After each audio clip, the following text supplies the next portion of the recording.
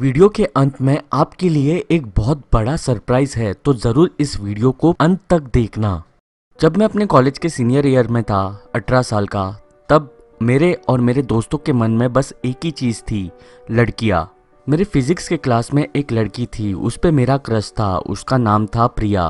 वो काफ़ी क्यूट थी और नेचर में काफ़ी स्वीट भी थी। मैं उसे सच्ची में लाइक करता था, लेकिन हमारी दोस्ती नहीं थी। बेसिकली मेरे बेस्ट फ्रेंड संकेत ने मैनेज किया प्रिया के बेस्ट फ्रेंड रिचा को कन्विंस करने के लिए कि वो हमारे साथ आज शाम को बीच पे आए। सिंस वो फ्राइडे की शाम थी और ठंडी का मौसम था, तो ये काफ़ी अच्छी ट्रिप होगी, उसने कहा। और सबसे बेस्ट पार्ट ये था कि प्रिया भी आ रही थी। This was it. ये मेरे लिए बहुत अच्छा मौका था प्रिया को मेरे दिल की बात बताने के लिए। संकेत उस रात मेरे घर पे कुछ 9 बजे आया। मैं उसके गाड़ी के फ्रंट सीट में बैठा। फिर हम लड़कियों को पिकअप करने के लिए गए।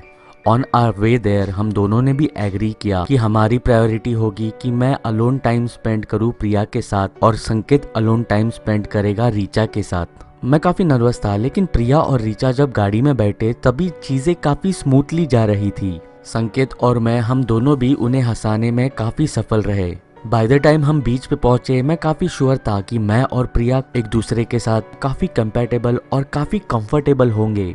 मुझे टाइनी डिटेल्स तो याद नहीं है कि जब हम गाड़ी से बाहर निकले तब क्या हुआ, लेकिन मुझे ये अच्छे से याद है कि जब हम बीच पे पहुंचे तब बीच पे कोई भी नहीं था और संकेत ने पता नहीं कैसे मैनेज किया रीचा को अपने साथ अलोन टाइम स्पेंड करवाने के लिए अलग से लेके जाना। वो अंधेरे में जैसे डिसअपियर ही हो गया। प्रिया और मैंने बीच पर वॉक किया। हम दोनों भी पानी में गए। फिर हम बीच पे लेटे और कुछ बातें की। चीजें काफी स्मूथली जा रही थी। तभी प्रिया ने बीच की तरफ पॉइंट करते हुए कहा, वो क्या है? प्रिया जहाँ पे पॉइंट कर रही थी, मैंने उस दिशा में देखा, लेकिन मुझे कुछ नहीं दिखा। मैं उस पे हंसा और मजाक उड़ाने लग गया कि उसे वहम हो रहा है। मैं हंसते हुए उठा पानी के नजदीक जाने के लिए कि शायद मुझे भी कुछ दिख जाए जो प्रिया को दिखा है। मैं चलते हुए बीच के पानी के पास गया। तभी मैंने उसे देखा। वहाँ पे एक बड़ा काला सा ऑब्जेक्ट था। ऐसे लग रहा था वो पानी से बाहर आ रहा है। मैं थोड़ा और नजदीक गया तो मैंने देखा वो ऑब्जेक्ट मूव हो रहा है। मैंने एज्यूम किया वो शायद कोई इंसान है। मैं पानी से बाहर निकला और भागते हुए प्रिया के पास गया। वहाँ पे एक इंसान है। मैंने उसे धीरे से कहा। ये काफी अजीब बात थी कि इतने ठंडे पानी में इस टाइम पे पानी के अंदर कोई क्या कर रहा होगा। प्रिया वहां से मूव करना चाहती थी क्योंकि वो कंफर्टेबल नहीं थी। ऐसे लग रहा था वो इंसान जो कोई भी है वो हमें देख रहा है। It just felt like that. तो हम बीच पे चलते हुए उस जगह से दूर जाने लगे until we felt like we have privacy. हम दूर जाकर ऐसी जगह पे बैठे जहाँ पे हमें बस ओशन की वेव्स की आवाज आ रही थी और हमारी आवाजें आ रही थी। लेकिन प्रिया ने फिर से ओशन की तरफ पॉइंट आउट किया। क्या तुमने सुना वो? प्रिया ने मुझसे पूछा। इस बार मैंने भी कुछ सुना था। वो पानी की आवाज थी, पानी जैसे किसी को टकराया हो वैसी आवाज। लेकिन वो आवाज शुरू होते ही खत्म हुई। हमने ओशन की तरफ देखा, तभी प्रिया डर गई क्योंकि वो इंसान फिर से वहां पे खड़ा था। वो पानी के अंदर था। हमें वो ठीक से नजर नहीं आ रहा था, लेकिन ये कह सकते हैं कि वो काफी लंबा और चौड़ा था। मैं उसके पास जाने वाला था और उसे कहने वाला था कि तुम्हें क्या चाहिए, निकलो यहाँ से। लेकिन प्रिया ने मुझे रोक लिया। फ्रैंकली स्पीकिंग मैं भी यही चाहता था कि प्रिया रोके। मैं बस प्रिया के सामने टफ दिखना चाहता था। हम वापस कार के पास आए, लेकिन रीचा और संकेत कार के पास नहीं आए थे। सडनली मेरा फोन टेक्स्ट के नोटिफिकेशन देखकर बजने लगा। सारे टेक्स्ट मैसेजेस संकेत के थे। अपेरेंटली वो मुझे पूरा वक्त जब हम बीच में थे पैनिक में टेक्स्ट कर रहा था। आई गेस मैं जब बीच पे था तभी मेरे फोन में नेटवर्क नहीं था। जैसे ही मैं बीच से बाहर निकला तब नेटवर्क आया और मुझे टेक्स्ट मैसेजेस रिसीव हुए।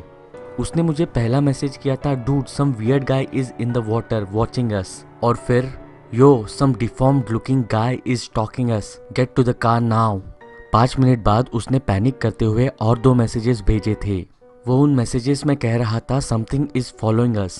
वो कोई इंसान की बात नहीं कर रहा था। उसके कीवर्ड्स थे something, not someone but something. उसका सेकेंड लास्ट मैसेज ये था, I am coming back to search you guys, answer me when you get my this messages. उसका लास्ट मैसेज था, we are on our way back to car, get there. उसने मुझे 3 बार call करने की भी कोशिश की थी। मैंने संकेत को कॉल किया। जैसे ही संकेत ने फोन उठाया, उसने जैसे सांस भी ना ली हो और मुझसे पूछा, क्या तुम गाड़ी के पास पहुंचे? मैंने उसे कहा हाँ।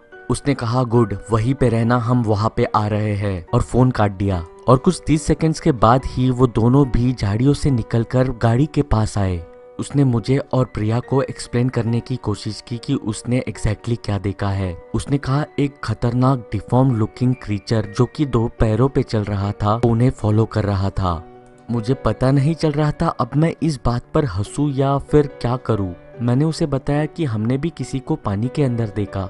संकेत ने मुझसे पूछा कि मैंने जिसको देखा उसका हुलिया डिस्क्राइब करने के लिए।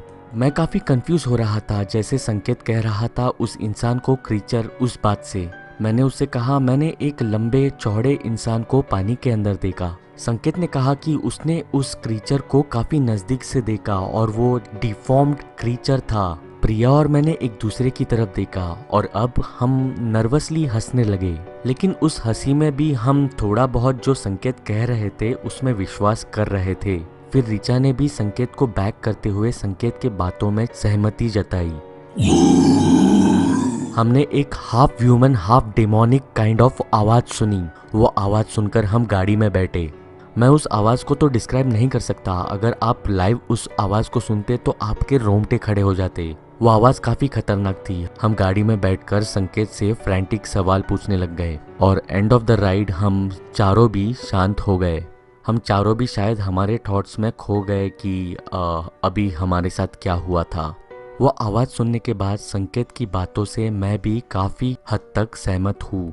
मुझे पता नहीं अगर वो क्रीचर हमारे पास आता तो हमारे साथ क्या करता।